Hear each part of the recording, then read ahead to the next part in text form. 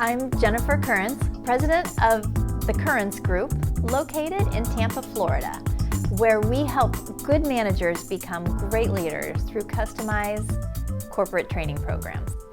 I started my business because I had a situation. It usually happens, right? The things that make us passionate about what we do. I was an HR director for a small company, and we had a CEO who was a little direct. He was pretty hard charging and fairly aggressive. So much so that I had employees coming to me saying, "Jen, this is a hostile work environment." Something that any HR professional never wants to hear. So I did everything that I could in talking to the CEO and mentioning some different options for him and trying to coach him through what the employees were truly asking of me to the extent that I was comfortable.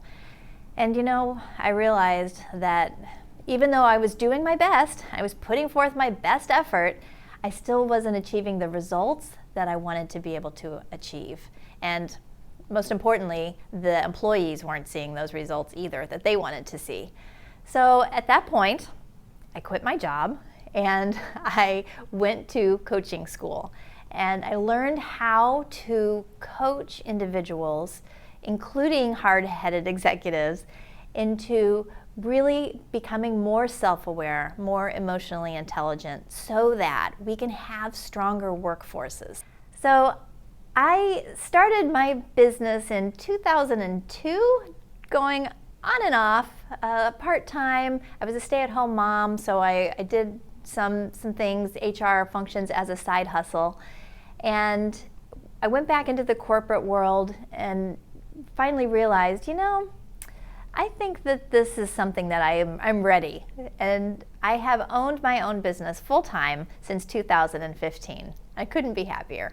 I started in my career over 20 years ago, and I'm just going to leave it at that. It's always over 20 years ago. And I started at Anderson Consulting then. I'm showing my age. Now Accenture Consulting. It was the world headquarters in Chicago. And I started there right out of college, and I was able to get into their human resources department through a mentor of mine. So, side note, I'm a big fan of mentoring programs within organizations. After I left Accenture, I was able to go into finance industry, had some really great opportunities to specialize in some different areas within HR and become a little more proficient at things like executive compensation and benefits and recruiting and employee relations.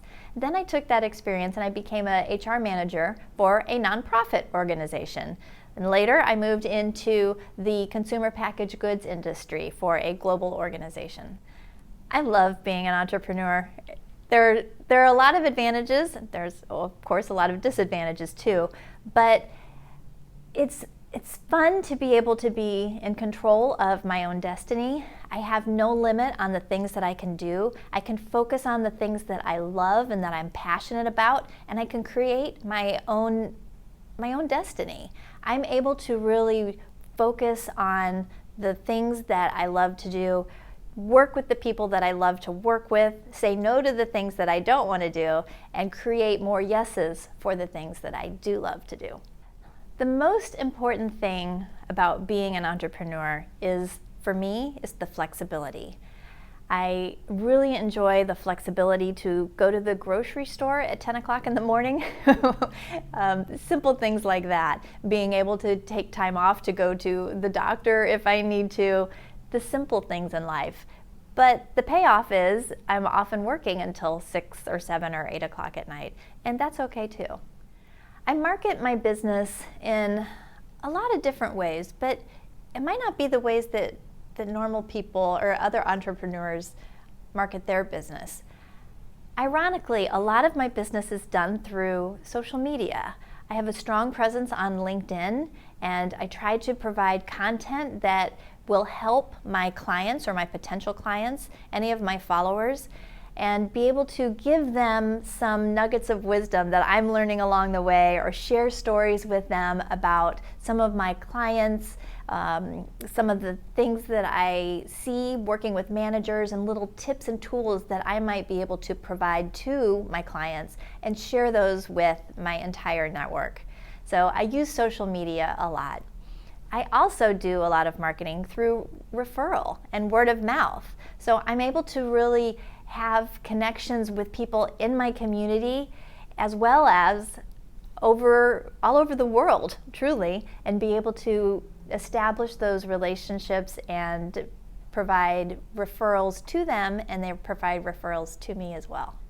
So I do use social media a lot, and of course one of the things that I love about this, what's it called, this digital nomad life of being an entrepreneur, is that I purposefully bought the smallest laptop that I could, so I travel with it anywhere, and I will go on vacation and be able to work, and I will be able to go to the doctor's office, or sitting in a waiting room or something, and be able to work. So there are different areas where I can sneak things in, which allows me the freedom to be able to do the things that I want to, because I know I'm not giving up my work at the same time. So really the computers and the internet and the Wi-Fi, the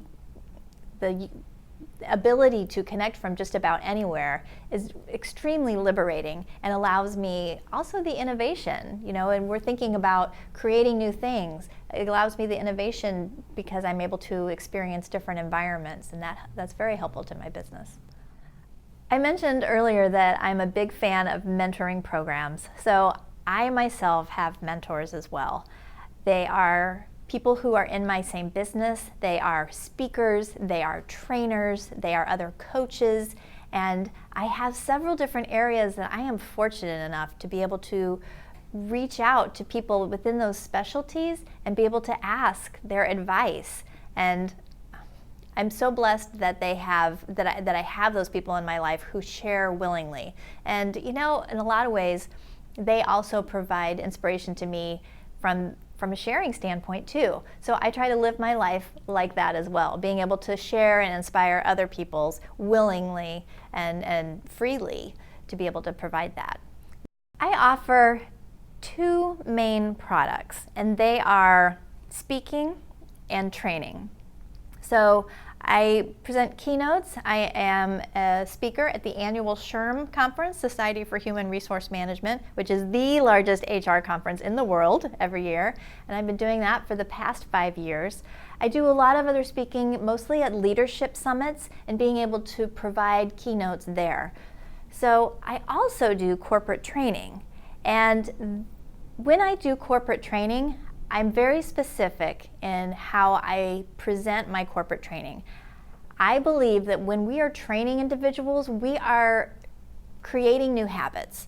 So when we go in and train people, we can't expect an individual just to go into training for 1 day or 2 days and poof, they're magically changed. They're magically transformed. That doesn't happen. Of course, they're going to learn great nuggets of wisdom from that 1 or 2 day training. But in order to really see the change and develop the new habits, there has to be follow-up. So when I do training, I provide in-class materials incorporated by practical application, and I also do follow-up programs. The follow-up to my training can happen in groups, through virtual trainings, webinars, those types of things. We also do phone calls where we're all able to talk and share. And I also do one-on-one coaching. And that is an opportunity for me to personally ask the people who are in the training program, okay, how are you using this communication skill that we learned? How are you using this coaching tactic? What's going on in your work life that you are able to use this knowledge, and that helps the participants really apply what they've learned, and that's where you get the stickiness.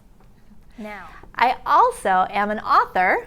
I have so far 3 books that have been published by the Society for Human Resource Management.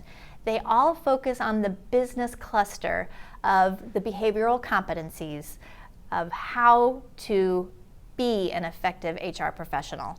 So I do a lot of work with leadership development. I also do a lot of work developing HR leaders become better leaders. And I love to write, and that's another way that I contribute to the world and to the workforce. What can businesses do to improve their profitability? Well, one of the things that I'm reading about in Harvard Business Review and Fast Company and Forbes magazine are things that managers lack, are being able to provide that connection with their employees. So how do we provide connection? A lot of it comes through the magic of coaching skills. I know that surprises you. I might be a little biased because I am a certified coach, and most importantly, I've seen how these skills can really improve my life and the interactions that I have with people.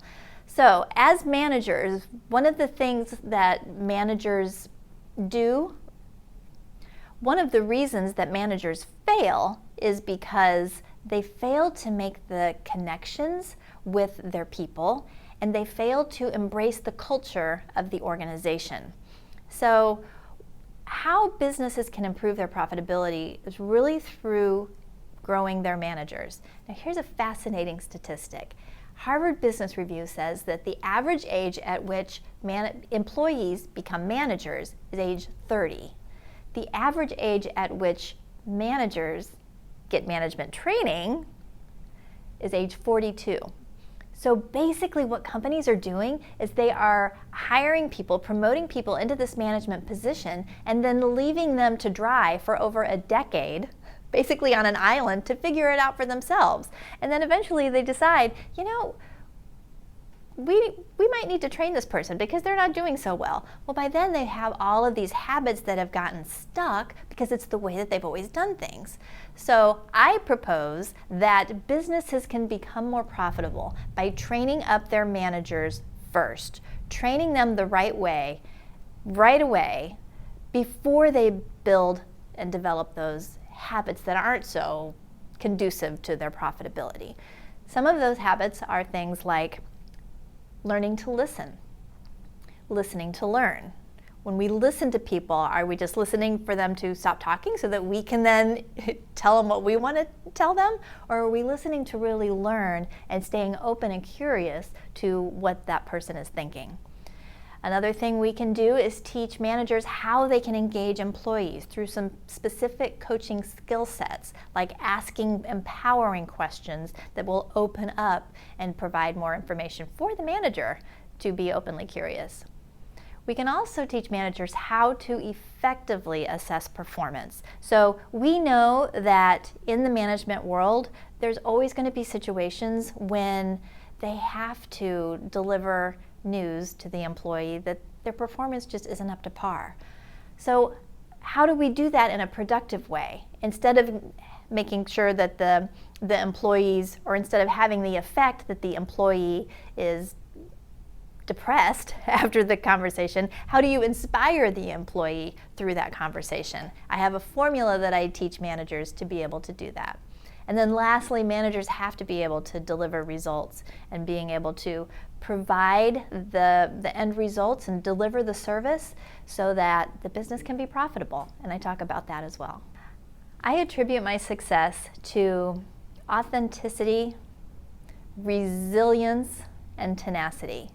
So authenticity is really about being open and being vulnerable. So Brené Brown is a published author. What is she? She's a shame researcher, and she provides a lot of information on shame and vulnerability, and she's taken that information into the workplace in her latest book, Dare to Read. And I love Brené's work. It's really amazing. I had the opportunity to see her live and in person at the annual SHRM conference this year, and really being able to learn from her. And there's something else. She talks about shame and vulnerability. I think sometimes in the workforce, until we become a workforce where those words are accepted and understood, I think that they can be scary for some people.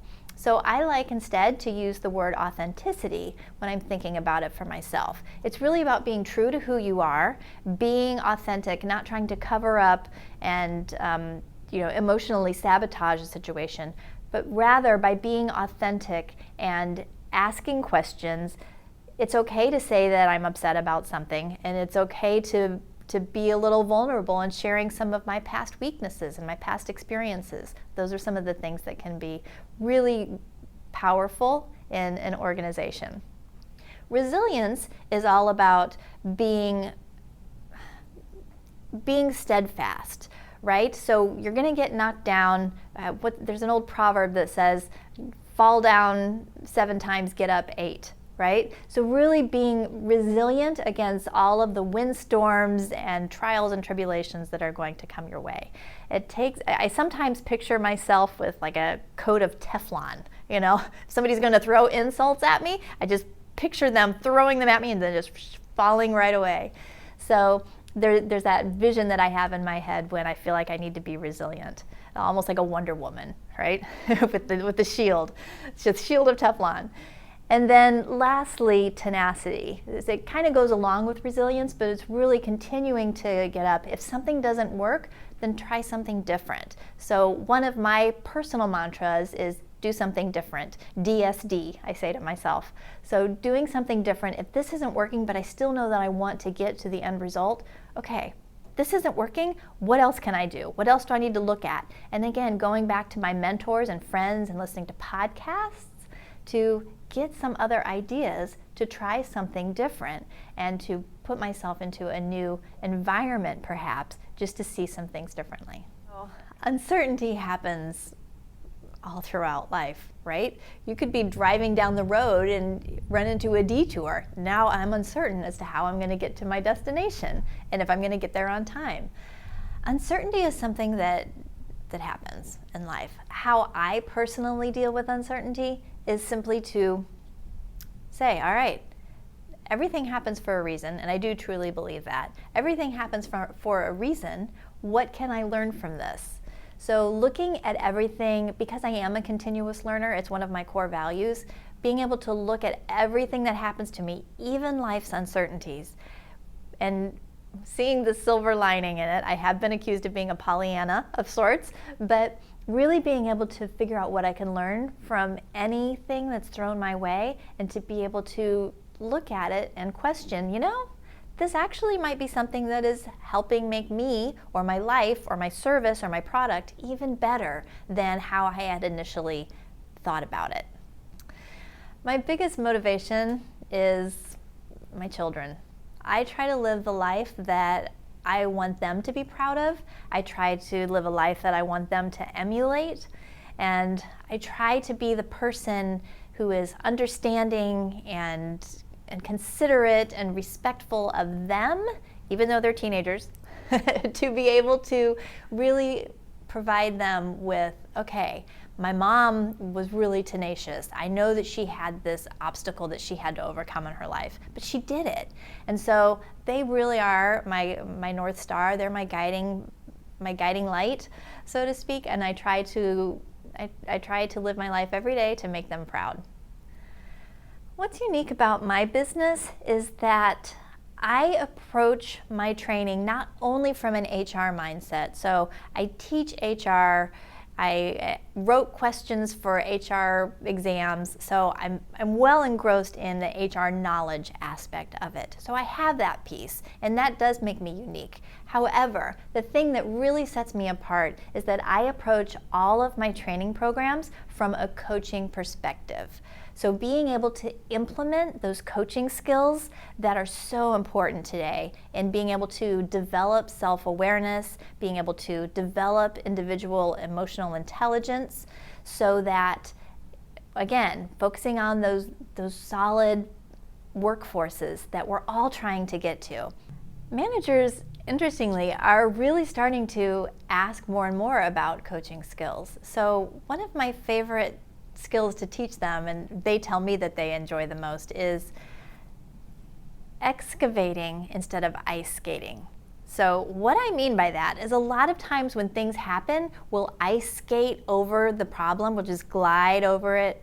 This happens when maybe somebody will say something and you're like, oh, yeah, okay. What about the next thing? And we'll just skate over it. So don't ice skate, excavate. And when you excavate, what you're doing is you're stopping, you're like asking a question that sounds something like, what do you mean by that?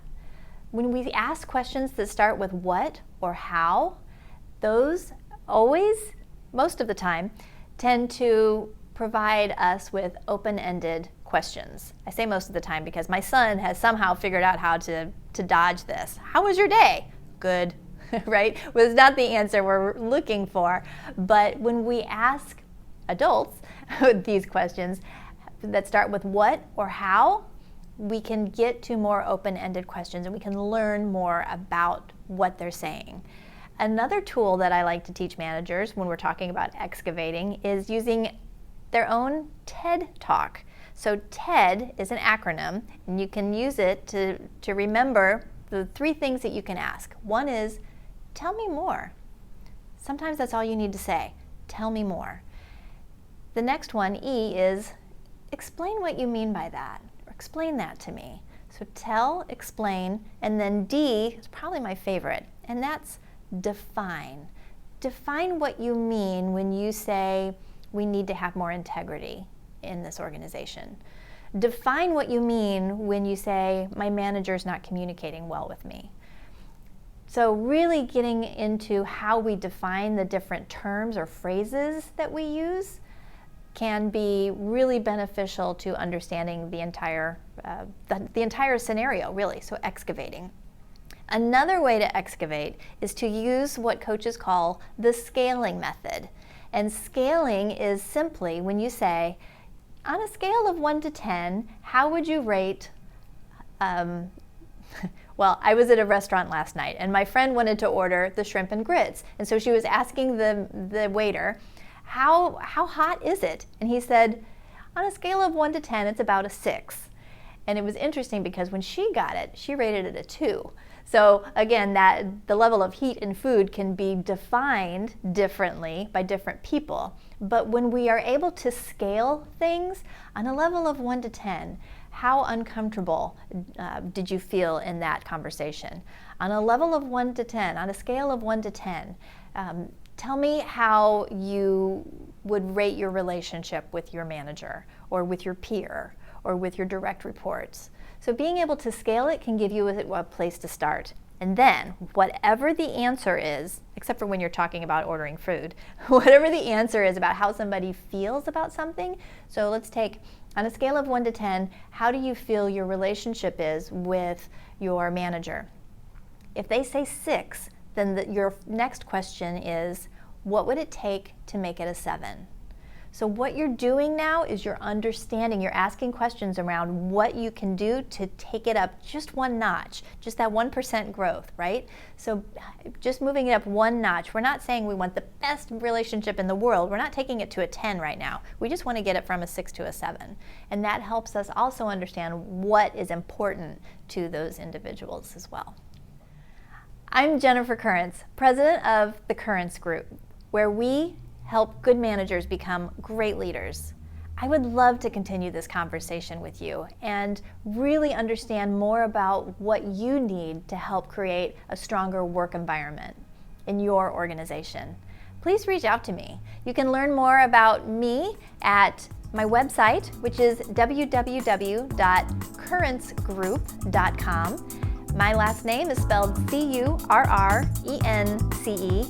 And you can also connect with me on LinkedIn. I provide a lot of tips and tools there for free. And you can also feel free to reach out to me via email at info@currencegroup.com or call me 813-361-9352. I look forward to hearing from you soon. Get real, be great.